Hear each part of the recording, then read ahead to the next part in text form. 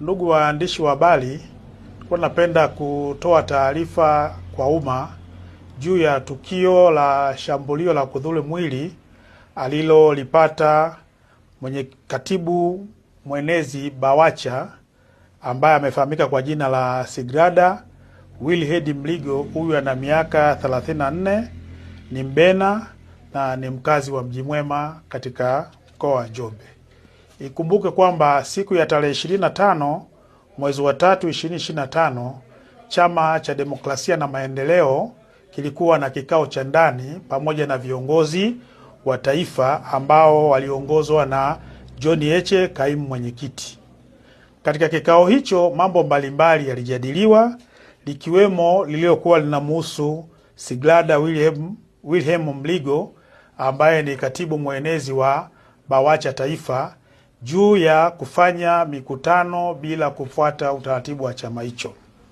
Katika hoja hiyo kuliibuka taharuki na baadaye alielekezwa huyu Sigrada Mligo aweze kutolewa nje, na aliweza kutolewa nje ili kumpunguza munkari aliyokuwa nao kwa wakati huo. Lakini baada ya kuwa ametulia, yalitoka maelekezo ndani kwamba aweze kurejea na kikao hicho ili kiweze kumalizika. Lakini cha kushangaza, moja ya walinzi katika chama hicho cha Chadema ambaye amefahamika kwa jina la Noel Olivale, ambaye ni moja ya walinzi, aliweza kumshambulia kwa ngumi Bi Sigrada Mligo na kuweza kuanguka chini. Lakini wakati tukio hili linatokea, pembeni kulikuwa na baadhi ya askari polisi ambao walichukua hatua ya kutaka kumkamata huyo mtu, lakini baadaye aliponyoka na kuweza kutokomea, lakini tulifuatilia jina lake na kuweza kulipata.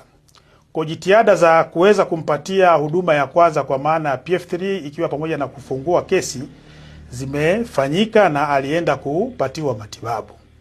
Na kwa sasa Bi Sigrada Wilherd Mligo amelazwa katika hospitali ya Kibena akiwa anaendelea kupatiwa matibabu, na jeshi la polisi tunaendelea kumtafuta ndugu Noel Olivale ili aweze kujibu tuhuma alizonazo za kumshambulia.